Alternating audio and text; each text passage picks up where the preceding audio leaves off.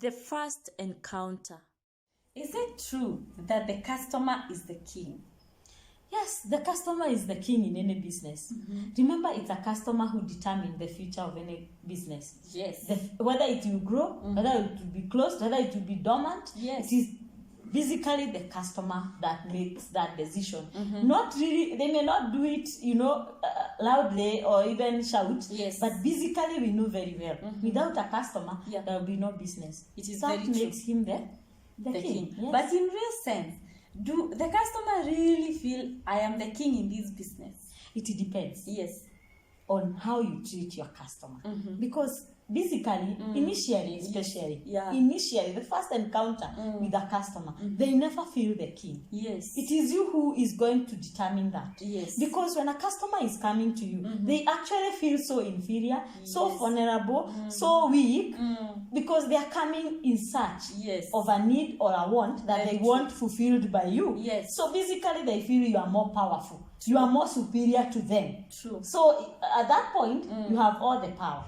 Yes. And actually, at that point when the customer comes, it is you who determines the nature of their ego. Yes. You can choose to uphold it or to break it. Yes. If the customer you come and you don't receive them well, you don't show them that they are the people that actually you are waiting for, this customer will feel inferior, the inferior. Yes. But if at all you receive this customer with a lot of love, Yes. this customer will feel, oh, actually, this place I am needed. Yes. You know how powerful the ego is. Yes. So basically, if you can either tear it, you can break it completely, or you can uphold it. Yes. And basically, there is nobody on earth who really does not want his ego upheld. Sure. So if any attendant or anybody can be able to build the ego of a person, that person will always tend to go back to that, the person who is upholding her Very or true. his ego. Yes. And actually, one of the ways of making sure that you don't lose this customer, Yes.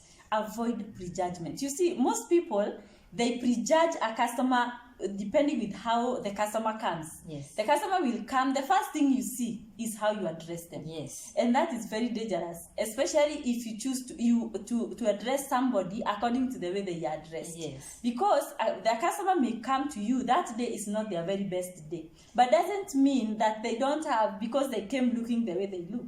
Yeah, it's true. It's actually very true because the many businesses, many people out there, Yes. they fail their business due to prejudgment.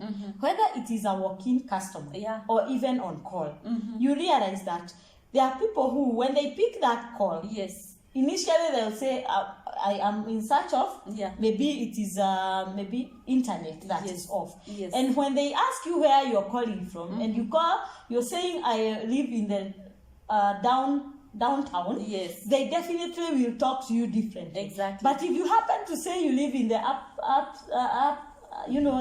the higher end of Nairobi, Yes. then you are treated so nicely. Exactly. That is definitely prejudgment, and everybody feels so poor, so weak, or so miserable when they are judged before they express themselves. It's true. Imagine, even on a case whereby a customer comes into your, maybe it's a walk-in customer, and then they come to you. Maybe that day they're actually on slippers, and they have come to a very high-end shop whereby you sell to people who buy these clothes at 10,000 and above. And then before you even say hi to this customer, the first thing you do is you look at the customer from head to toe, and again head to toe. This customer, number one, they just lack words Yes. to even ask you whether you have something, and they just want to get out of that place. Oh my dear, you tear their ego to pieces. Yes. Because first of all, maybe they are aware that they are not looking so good. Yes. And then here you are, there's someone already judging them. They know how that other person feel about them. They Exactly. feel so vulnerable. They feel like they are helpless. So that will definitely make this customer feel that you have first of all interfered with his or her ego. So the first thing when a customer comes, make sure that you can greet this customer in love. You see, you show this person you care. You are happy that they came. So like, hi, how are you, customer? Thank you so much for coming. It's a privilege. They have chosen your shop amidst so many others that are running of the same kind.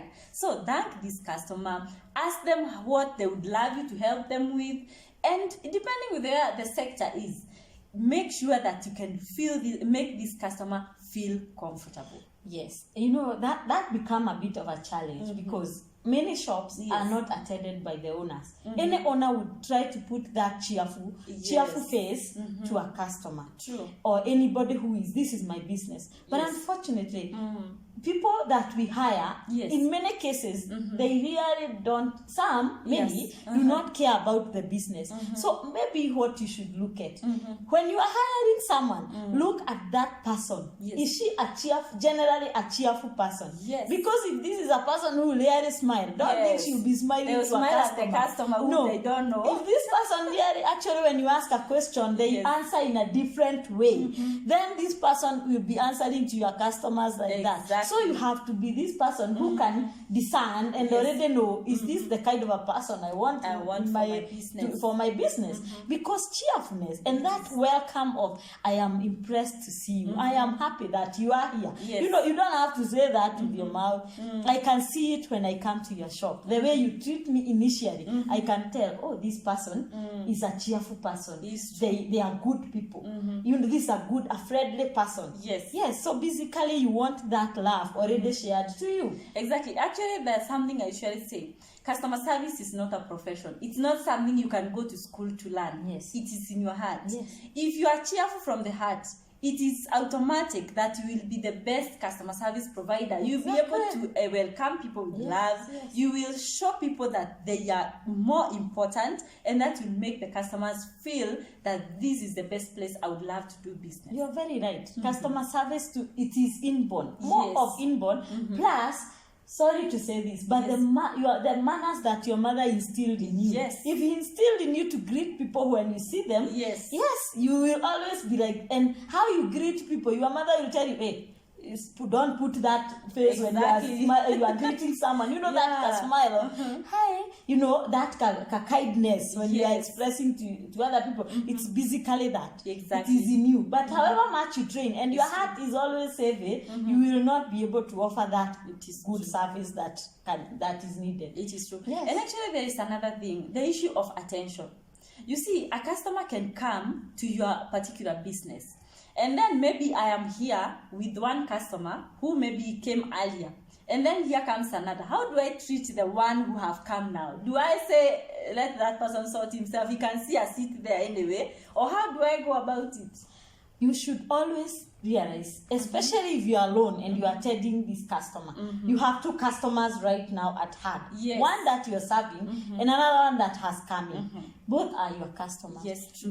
And you are supposed, this is your opportunity to keep these both customers or to lose both. Remember, both of them are watching. It is true. So first, you do not rush the one you're serving. Exactly. And what you do, let the customer that has come in realize that you have noticed that she's in now. Yes. Welcome her. Tell her, kindly take a seat and kindly be patient as I finish with this one. Exactly. So once they realize like that, and then don't rush this one. Sometimes you're in a hurry of making this sale of this shoe and finish and go to the next, and then you are even packaging the wrong size so that you make another sale. Yeah. The customer who you just told to sit is watching. Exactly. And they know this is the same way I'll be treated. True. So treat that customer in another way that this other one is waiting patiently so that she can experience the very same service. Yes. Exactly. And that would be very powerful. And also there are other customers that maybe you have one who is a walk-in customer and another one is on call. Yes. There is one who is calling on phone. Yes. And now you have this one who have come in. Yes. You don't ignore one for another. And the possibility of ignoring the one who have come